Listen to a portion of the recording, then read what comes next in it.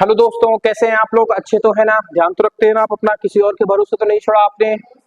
चलिए, आज हम बात करेंगे प्रश्नावली 9.3 के क्वेश्चन नंबर 64 की। देखो, क्वेश्चन में कुछ इस प्रकार का एक चित्र दिया हुआ है जो बड़ा भयानक लग रहा है देखने पे।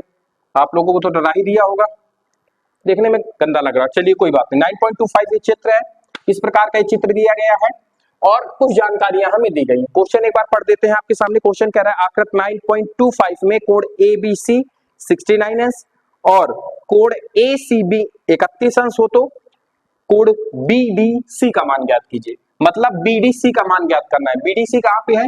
BDC मतलब x का मान हमें ज्ञात करना है। एक तरीके से हमने x मान लिया है। आप समझना गौर करके, हमने इसको गौर से देखा, हालांकि ये चित्र में नहीं है, मैंने अपने आप से बना दिए आपके समझने के लिए। मैंने गौर से चित्र को देखा और मुझे यहाँ पे दो चित्र दिखे। अब इन्हीं से हमें कुछ ना कुछ खेला करना है। हमने देखा कि पूरा कोण दिया गया है, इधर ये कोण दिया गया है, बन नहीं रहा है कुछ। हमारे एक दिमाग में आया कि ये दो त्रिभुज हैं और दोनों एक ही चाप पे बने हुए हैं। चाप पे बने हुए हैं कि नहीं? इनको चाप ही तो कहते हैं। एक ही चाप पर दो त्रिभुज बने हुए और मैंने ये देखा कि एक ही चाप कोण भी आपस में बना रहे हैं। भाई कोण ए, कोण BAC और कोण BDC एक ही चाप के द्वारा तो बनाए गए हैं, ऐसे ऐसे। तो और लाइन छोटी बड़ी कर दी गई है।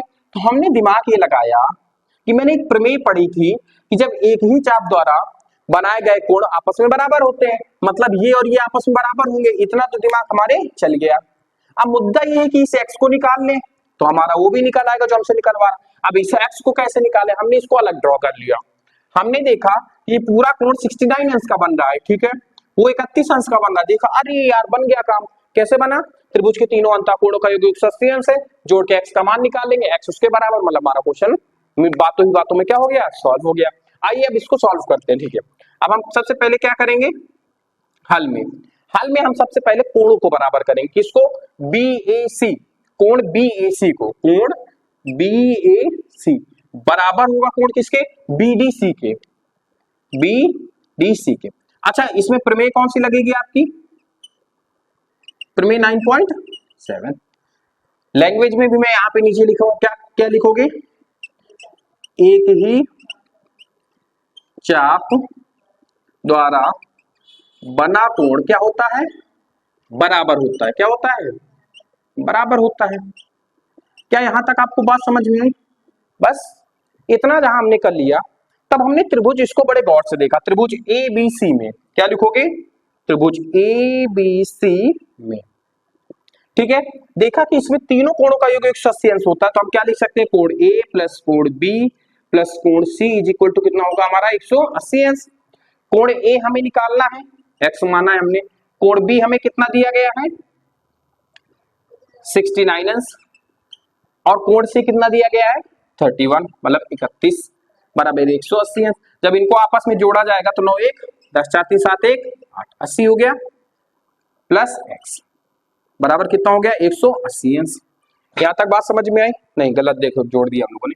9 1 10 6 3 9 1 10 100 आएगा। यहाँ पे कितना आएगा? 100। अब इस 100 को उधर उठा के ले जाओ तो x बराबर क्या हो जाएगा? 180 माइनस 100, मतलब x बराबर कितना आ जाएगा? 80 आ जाएगा। कितना आ जाएगा? 80। और जैसे ही x हमने निकाला, ये कितना निकल के आया हमारा? 80। और जब ये 80 निकल के आया तो ये क्या हो जाएगा? अपने आप 80 हो जाएगा। किस समीकरण से? इसको समीकरण आप एक नाम दे दो। तो हमने क्या निकाला यहाँ पे? तो कोण हमारा BAC बराबर कितना है? कितना निकाला है हम लोगों ने? 80 अंश। ये तो निकाला है। आप क्या लिखोगे? समीकरण 1 से, समीकरण 1 से कोण BDC, समीकरण 1 का प्रयोग क्यों किया पता है? क्योंकि BAC बराबर हो जाएगा BDC के, तो कोण BDC बराबर है कोण BAC के। कितना हुआ? 80 अंश। तो कोण BDC कितना निकल के आया हमारा? 80 अंश। समझ में आया आपको? बहुत कम शब्दों में और आसान भाषा में मैंने आपको समझाने की कोशिश की है। एक बात याद रखना, मुझे ये सारे क्वेश्चन मिनटों में आते हैं, मैं आपको थोड़ी देर में बता सकता हूँ, लेकिन जैसे एक विद्यार्थी सोचता है, मैं कोशिश वैसे करता हूँ आपको समझाने की कि एक विद्यार्थी इसको कैसे देखता है और वो कैसे सोचता। और वो अगर हमारी सोच से सोचेगा तो क्वेश्चन कैसे सॉल्व करेगा। इस हिसाब से हम आपको सॉल्व करके बताते हैं कि पहले हम खुद ही सोचते हैं, जैसे एक स्टूडेंट है वो क्या सोचेगा कि इसमें मुझे दो त्रिभुज दिख रहे हैं, एक चाप दिख रहा है, तब उसके दिमाग में अचानक एक बात हिट करेगी, अगर वो गौर से देखेगा कि ये एक ही आधार पर दो त्रिभुज हमारे बन रहे हैं, और उसको प्रमेय तुरंत हिट करेगी कि जब एक ही आधार पर दो त्रिभुज बन रहे हैं, मतलब दो कोण भी कहां पे बन रहे हैं, परिधि पर, मतलब हमने ऐसी कोई प्रमेय पढ़ी है कि एक ही कोण, एक ही चाप से दो कोण आपस में बराबर होते, तो दिमाग हिट करेगा कि ये बराबर ये हो जाएगा।